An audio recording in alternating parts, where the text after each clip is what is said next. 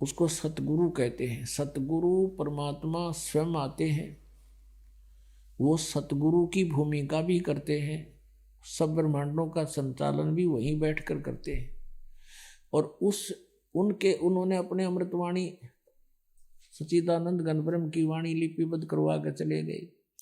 उसको समझने की भी सबके बस की बात नहीं। इन वेदों को नहीं समझ सके तो उस वेद ने कैसे समझ लेगा आम आदमी हो। तो एक तत्व ज्ञान है। तो इस दास को बुद्धि दे दी कबीर भगवान ने, परमेश्वर कबीर जी ने, और इस दास को एक सच्चे ज्ञान देने वाला गुरु बना दिया, सतगुरु। वैसे तो सतगुरु वही है, पर अपनी कृपा से इस दास को कहते हैं गुरु मेर करे तो काग ते हंस बना दे। हम तक काग थे और कौवे से हंस उन्होंने ही बनाए हैं, सतगुरु ने। अब भी भारतवर्ष के अंदर अभी इंसानियत भी जीवित है, बड़े छोटे की थोड़ी बहुत मर्यादा भी जीवित है, और निर्लज्जता भी बहुत कम है। उसकी कहीं कहीं आग लगी दिखाई देती है, जैसे गुड़गांव जैसे शहर में इसको विकास मानने लग गया आजकल। लड़कियां अर्धनग्न घूमती हैं, ये खाक विकास है? पता नहीं किसी किसी पजामी पहन के अंडे कार्टून बन के, तो ये विकास है? तो पुण्यात्मा आत्मा के नाश को हमने विकास मान लिया। विकास अब शुरू होगा।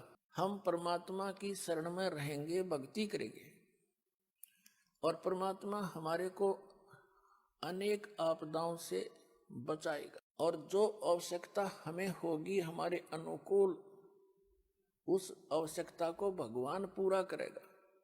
ये वाणी जो दास बोल रहा है रिकॉर्ड हो रही है, मेमोरी कार्ड बन रहे हैं,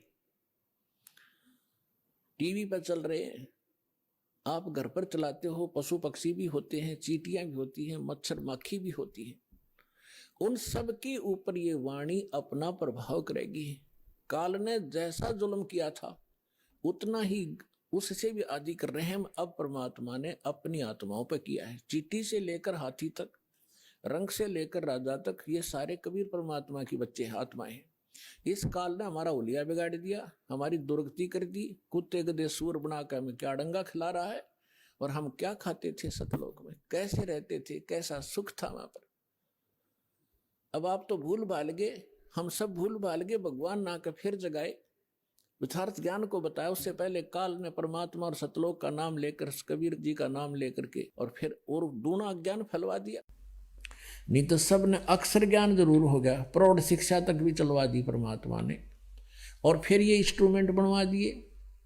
यदि ये इंस्ट्रूमेंट ना होते तो आपको हम कितना ही लिख कर देते पुस्तक में, आप नहीं समझ सकते, और आपको अक्षर ज्ञान नहीं होता। अब अक्षर ज्ञान और साथ में इंस्ट्रूमेंट, प्रोजेक्टर, सीडी और पुस्तक आपके पास भी है, आप फिर कंपेयर कर सकते हो। तो अब ऐसा जतजा किया जैसे बिल्कुल फाइनल हो जाएगा कि कबीर इज गॉड, और यही पूजा है। बस फिर तो हम भगत बन गए, और भगत बने बिना भक्ति होनी। तो आपको भगत बनाया जा रहा है यहाँ बुला करके। यहाँ आने से बहुत सा रिहर्सल होता है, तो हम फिर आते हैं उसी पर। और ये जो अनुवाद करता है ये इस महर्षि दयानंद के चेले हैं सारे, और अपने आप परमात्मा ने इससे भी सच्चाई लिखवा दी कि उसका साक्षात्कार होता है। ग्रंथ तो ठीक कहते हैं साक्षात्कार होगा, ये निराकार का साक्षात्कार करेगा कैसे? तो अपनी ही सच्चाई, अपने ही अज्ञान को ये स्वयं ही जुठला रहा है। और वेद इसके विषय में सच्चाई बता ही रहे हैं कि वो एक देश में रहता है, एक स्थान पर रहता है। और इस दानंद का विधान है कि परमात्मा सर्वव्यापक है, कण कण में विद्यमान है, वो किसी एक स्थान पर नहीं रहता, वो एक देशीय नहीं है। और वेद कहते हो तो एक स्थान पर रहता ऊपर, और वहां से गति करके आता है। सट दलीप दे जग जौनारा उबे महोरत